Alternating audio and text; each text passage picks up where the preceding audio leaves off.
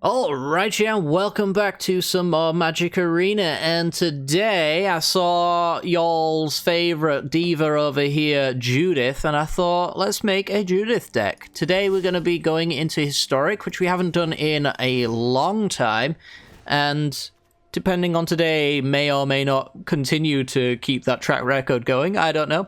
But we're going to be playing one of my favourite Historic decks, which is Shamans. And this time around, instead of us going the Gruul version, which is what we did last time, we're going to go Jund instead, and splash for Judith the Scourge Diva. 3 mana 2/2, legendary creature human shaman. Other creatures you control get +1/+0, and whenever a non-token creature you control dies, Judith deals 1 damage to any target. So, Judith giving +1/+0 to all creatures is obviously very good in an aggro deck, but this is also an aggro combo deck of sorts. It's going to be drawing a hell of a lot of cards and putting a hell of a lot of permanents into play very quickly. One of the things that's going to get some major Judith love is going to be Seasoned Pyromancer, another Shaman. It's a 3 mana 2/2, and when it enters the battlefield, you discard 2 cards, then draw 2 cards. And for each non-land card discarded, you make a 1/1 elemental creature token, which will be a 2/1 with Judith. So if we can get some Pyromancer stuff going, that's going to be great there as well. And then you can also exile him from your graveyard to make some 1/1 elementals, which is nice. Now, the tokens dying is not going to trigger Judith, but any Shaman dying is certainly going to do that. And Judith gets extra triggers when combined with the Build Around card for this deck. One of 2 Build Around cards, I suppose. Harmonic Prodigy, a 2 mana 1/3 human wizard with prowess. If an ability of a shaman or another wizard you control triggers, that ability triggers an additional time. So doubling up shaman triggers. So if Judith gets triggered by a creature dying, she gets triggered twice. So she's really triggered. We'll call her Karen for today, I guess. But yeah, so Harmonic Prodigy is going to trigger all of our shamans twice. That means Elvish Visionary is going to draw 2 cards. Burning Tree Emissary is going to come down for 2 mana and generate 4 mana, so this is ramp. We've also got our Pyromancer, which is going to be a discard 2, draw 2, discard 2, draw 2. Faceless Agent seeks 2 Shamans out, and things like that. And our other build-around card, Rage Forger, the way we're going to finish the game is a 3 mana 2/2 Elemental Shaman. When Rage Forger enters the battlefield, you put a counter on each other shaman creature you control. And whenever a creature you control with a +1/+1 counter on it attacks, you may have that creature deal 1 damage to target player or planeswalker. So Harmonic Prodigy cares about things entering the battlefield, it cares about things dying, and it also cares about things attacking, because the Rage Forger is a shaman that cares about attacks. So there's a lot of angles to move around with on this list. This deck was a lot of fun the last time I played it, and I'm sure it's going to be a hell of a lot of fun this time around. We are splashing, of course, for the Judith, so we're increasing the inconsistency a little bit with this deck. Let's find out if that actually makes a big deal.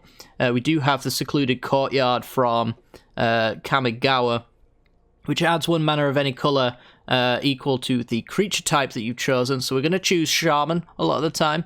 It's not going to be a 100% 3-coloured land in our deck, though, because we do have Elf Druids, which are not Shamans, and then we also have Human Wizards, which are not Shamans. So by naming Shaman on this, sometimes you can get a little bit screwy with your mana base, which is why we weren't running it before, and I don't know, maybe we shouldn't now, but now with 3 colours, I really just want to get my untapped 3-colour mana base a little bit stronger, so yeah, we're going to be messing around with that. We've got some Overgrown Tombs and some Blood Crypts as well to enable the Judith. We can also Coco her into play, so we don't even need the black mana in the first place. Collected Company obviously gets to hit everything in this deck and should do very easily, because the only non-creature card in this deck is lands and the Shatterskull Smashings. So other than this pile right here, this entire pile here could be Coco'd into.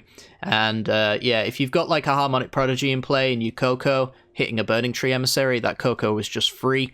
It's just, yeah, there's some really silly lines of play that go with this deck, and it's a hell of a lot of fun. And if you guys have a hell of a lot of fun, I'd really appreciate if you do hit that like button and subscribe as well. And without further ado, let's get to it. This video is brought to you by the generous support of our wonderful patrons and channel members that you see here. If you'd like to support the channel and get access to cool content like sneak peeks, bonus videos, polls on future content, or access to a personal deck critique from myself every month, then hit the join button down below, or check out the Patreon link in the description. With all that said, let's get into the gameplay. Alrighty then, we're in on the play. We got two prodigies and a Burning Tree Emissary after that, which would help us empty our entire hand, so yeah, we're gonna keep this one. We've got high hopes for this one.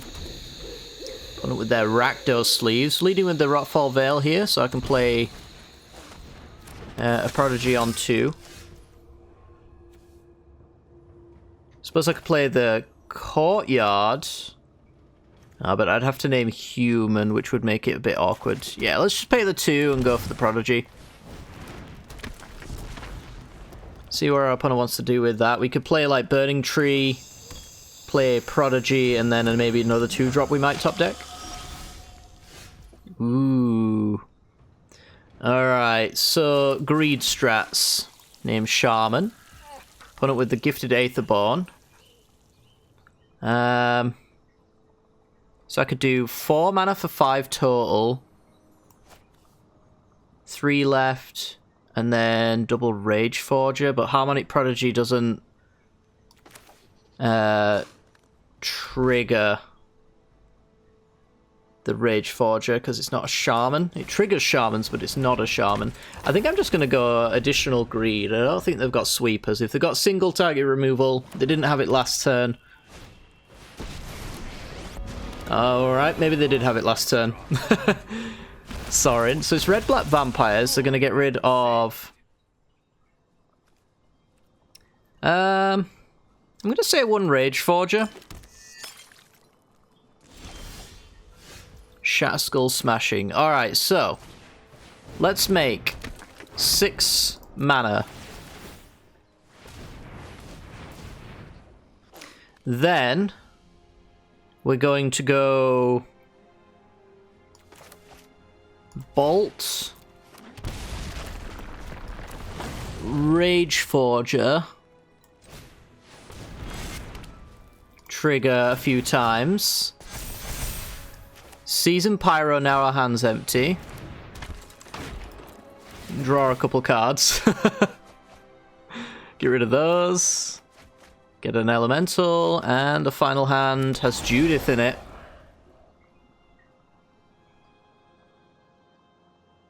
Okay, that's the turn, I suppose. So they can tick up Sorin to Lightning Helix by killing one of... Alright, well, we're going to move on to the next game. That was fun. Alright, see you next game.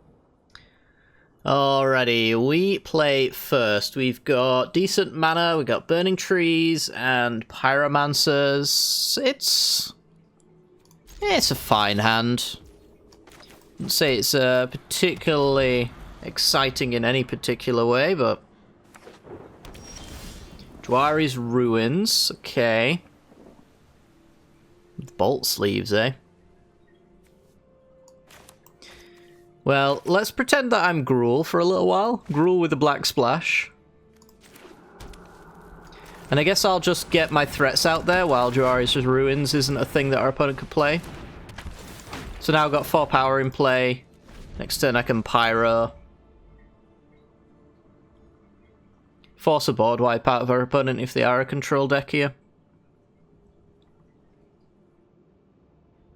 I mean, 4 damage a turn from turn 3 is not terrible. And it's going to get worse for them, of course.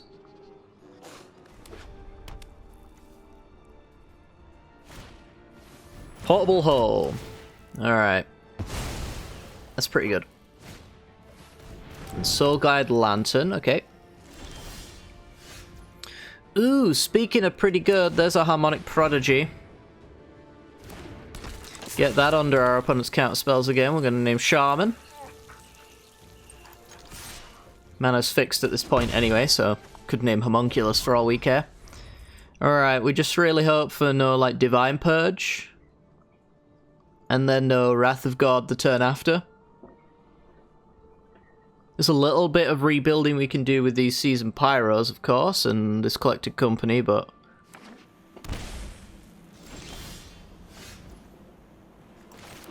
Two can play that game. Bam! They're holding open counterspell by the looks of it. So I'm just going to hit them for 3 here, and then pass the turn with an end step collected company on the plan. I mean, I could go for the Cocoa there, but it opens me up for Wrath of God and also Dryas Disruption still an option. So I'm not going to take the bait on that one. Although a little bit of pausing might have given away the game here. Just a little bit. Let's force out a counterspell. Yep, so they had it. And I'm going to go Shock, because my life total's not that relevant. And then Seasoned Pyro. Opponent's got something they could be doing here. It's probably like an Opt or whatever the other one's called. Can never remember the name of it. I want to say Curiosity, but it's not. Oh, it's a March. Exiling Baneslayer Angel. Baneslayer's going to be a problem to get through. Alright, well, at this stage in the game, I can't really afford to play around board wipes. I've just kind of got to go for it. Rageforge is a good one, though. If our opponent doesn't have Settle the Wreckage, which would make me cry. So 2, 4, 5, 7. It would be lethal if they didn't have another removal spell, or Settle the Wreckage, or a count spell. If they've got nothing, they lose. Archmage's Charm, okay. Well, that's not a divination for them, so they're on board wipe or bust territory now. Fortunately, this is 5 mana to activate, so I can't just end step it post board wipe. I can do it, though, on their turn, so... You know, if they just sweep here and I draw a Llanowar Elves or something, I can end step Pyromancer. Cool. Alright, just enough pressure there to keep our opponent from playing the game. You love to see it. And on to the next one. Alrighty, opponent is on Lurrus, which could usually means auras these days. It could also mean the Rakdos Sacrifice deck as well. Usually my game against the Rakdos Sacrifice deck is Seasoned Pyromancer, which we don't have in our hand right now. But this hand is otherwise quite good, so I'm going to keep it. It's got some combo potential here. And I think that means it's going to be auras. So no 1-drop for me, so I'm just going to go tap land pass. We've got Secluded Courtyard to fill out the rest. When it comes to auras, I think it's usually a play-draw decision, so our opponent being on the play is automatically at the big old advantage here. But if they have a slow hand, they don't have too much card draw, all of that nonsense, that's really not slow at all. Then we can get some stuff going, but... So I'm going to name Shaman. I could go Burning Tree into a Narcomancer, putting 2 Shamans in play. And then next turn, it's 1-drop, 2-drop, so I could do Prodigy, Rageforger attack. I guess that's the line. Gives me a blocker in case I need it as well.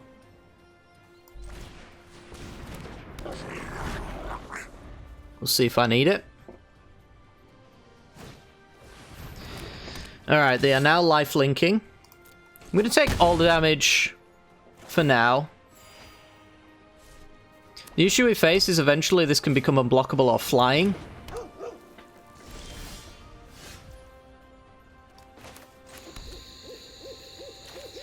I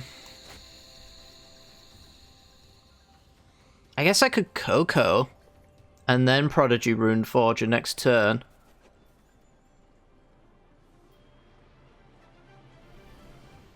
Let's main phase Coco. Let her open and draw a card, sure. Because I might hit a Burning Tree Emissary. Oh, double Prodigy. That's a thing.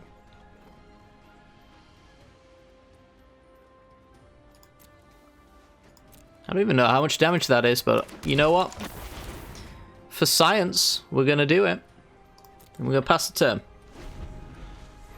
Triple Prodigy Rage Forger attack with my two creatures. I might end up having to block with one of my Prodigies, though. If this becomes bigger than 12 points. Which is certainly easily quite possible.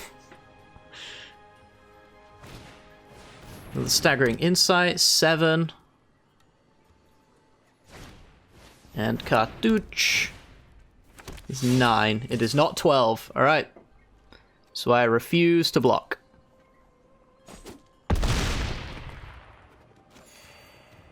I think Karametra's Blessing's +2. So I think I wasn't going to die if they had that. Alright, well. This is what I've got. Prodigy. Rage Forger.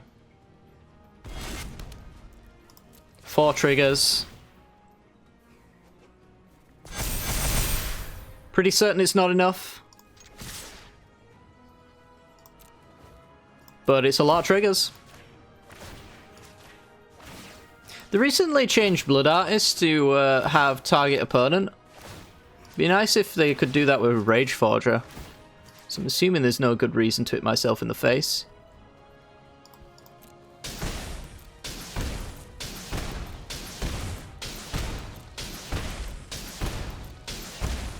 Alright, you're at 24. Let's see if they want to block a little. Nope, no need to block. Well, they're going to go up to 19 bare minimum, if they're not already just going to win here with a flying spell. I'm going to have to block with a Harmonic Prodigy, and then my top deck is going to have to save me.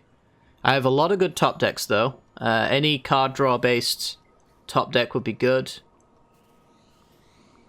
I suppose if they go wide on a creature, that would make things awkward. 25, 25. Okay, well. Yeah, this will certainly make it difficult. I kind of wonder, actually, I need to go Rage Forger here, because I think any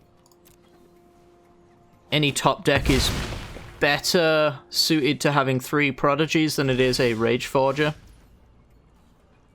And I could probably just hit a Rage Forger potentially here anyway, so let's go Collected Company. Oh my god. I will not pay 25 mana. Judith. Visionary, Rage Forger. So I think Visionary definitely. And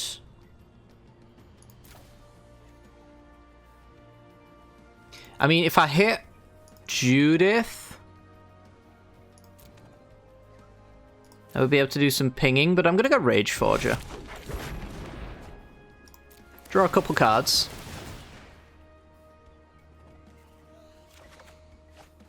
Season Pyro.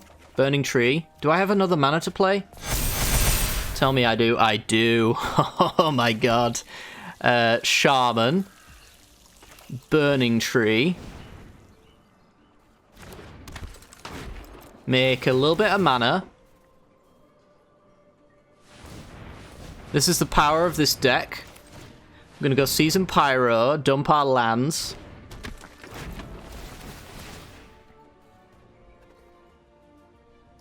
Land.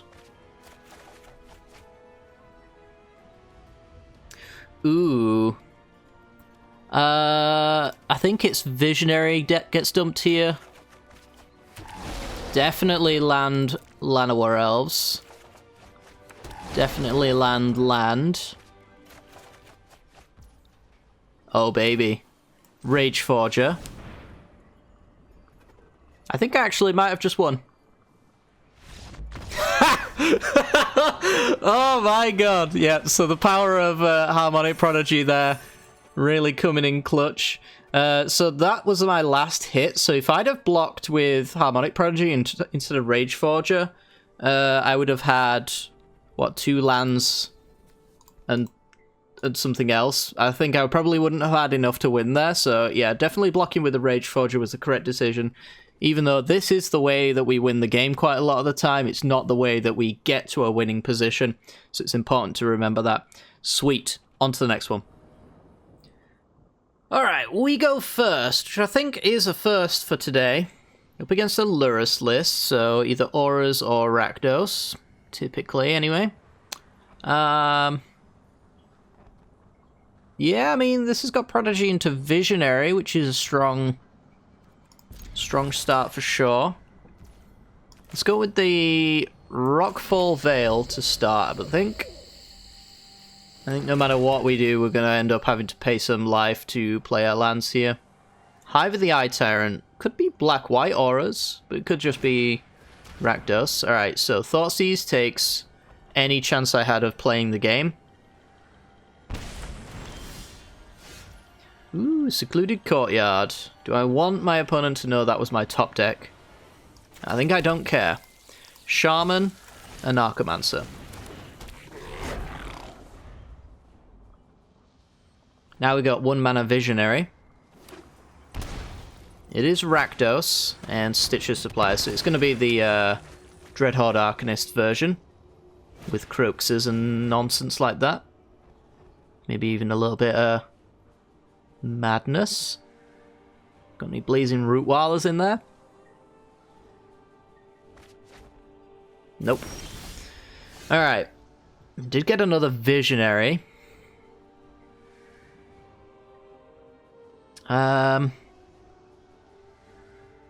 So I think I'm just going to start with the Visionary.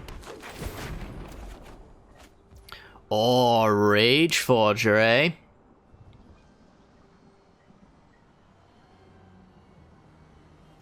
That's interesting. So I could go Visionary, or I could go Burning Tree Emissary, Rage Forger. I like the setup more than I think I like Rage Forger just here. And then we'll go tap land, go. I'm not going to fill up my opponent's graveyard. Maybe this early stage it's not so bad, but typically you don't want to kill the suppliers if you don't have to, and we really generally don't have to, I would say. Ooh, baby. Right, so it's time to pop off. Hopefully our opponent doesn't have a Fatal Push. They didn't mill one, did they? No, they're going to be either looting or thought seizing me. So holding this in hand's not going to make a difference. If they have the removal in hand, so be it. We still get to do some fun stuff anyway. Burning Tree can turn this green-black into red-green.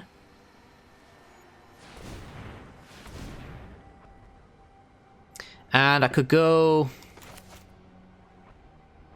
Yeah, I think I'm going to do this. I'm going to bolt myself. Play Rage Forger. See if our opponent now wants to answer something on board. Nope, they have no removal, and they know that they're in a lot of trouble here. So I'm going to Rage Forger, get double triggers, which means double attack triggers as well. So there's a lot of damage coming their way. And then I'm also going to empty my hand with Seasoned Pyromancer and get 2 new cards as well. Which will leave me with 1 green mana, which means I could either Visionary... what else could I do? I think Visionary might be the only thing I could do on this board with just 1 green mana, but still, emptying your hand and getting 2 more cards. Your opponent can admittedly Thoughtseize, but, you know, is what it is. I get probably a couple of elementals as well along the way. I guess our opponent can't really deal with the go-wide strategy of this list. They don't really run sweepers, so it's really just like Fatal Push into attack, Dreadhorde, Fatal Push again, so you can get like 2 creatures a turn or something like that, which is probably not good enough. So yeah, pretty sweet. On to the next one. Okay, up against Yorion. And this hand functions. It's Rockfall Veil into Bolt Myself and Narcomancer. But then it's Prodigy Visionary after that. I'm gonna keep it. I'm gonna keep it. Blue-white for our opponent. So it's Yorion. Could it be a Blink deck, or could it just be an 80-card control deck? Yeah, I mean, 80-card control decks are a thing in Modern, but are they really a thing in Historic? Probably. Or at least our opponent wants to try and make them work. Alright. Deserted Beach. See if they have a March of Otherworldly Light, maybe.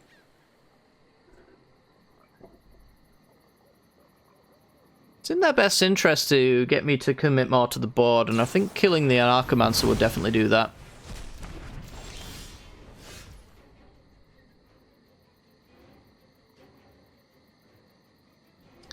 Okay. So I think I'm gonna go Anarchomancer. Is it Anarchomancer Prodigy? I have an explosive turn next turn if I can make it work. Yes, if they don't have the sweeper, there's a big punish here. Obviously, it's 80 cards, so it makes the deck inconsistent. Right. Okay. It kind of worked for us. This one time. We're going to go Burning Tree Emissary first. Reason being, if I get the mana, I play around Disruption. If they counter this, I still get to go Visionary and replace my cards. Alright. Gonna play the permission game here. So yeah, I'm really not that bothered about my board state getting boom-boomed anymore, because I've got 2 draw 2s in my hand, followed by a draw 4, discard 4.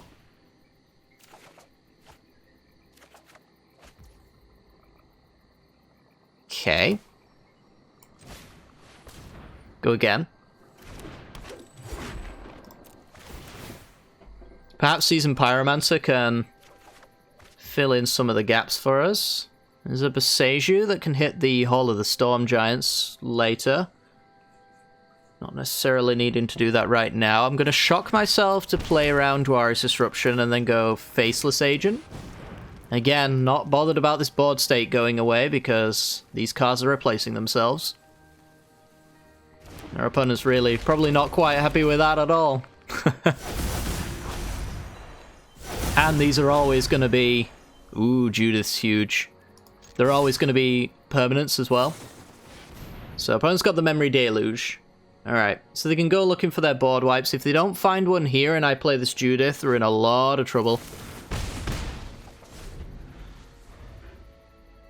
I don't think Judith's death trigger happens, right? Oh no, it does happen twice. Alright. So that's a Tethys. Whatever they minus on would get Coco'd back into play.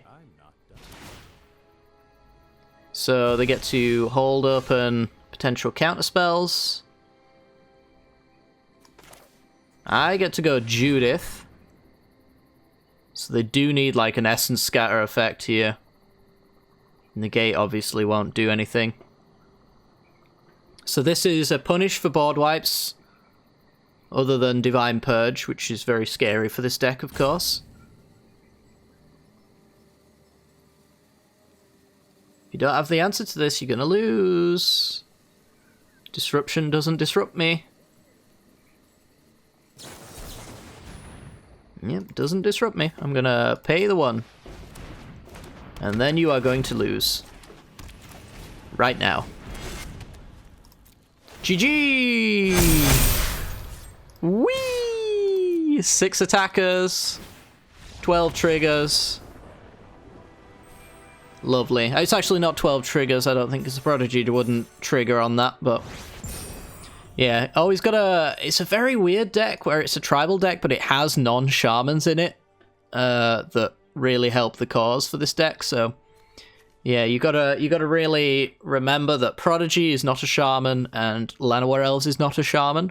Both of those will not trigger Rage Forger, so it can muck up your math a little bit if you're not careful, but yeah, sweet. And I think that's going to do it for today's video. Hopefully you guys have enjoyed. If you have, make sure to hit the like button and subscribe. It's been a pleasure, and I'll see you all next time. Peace.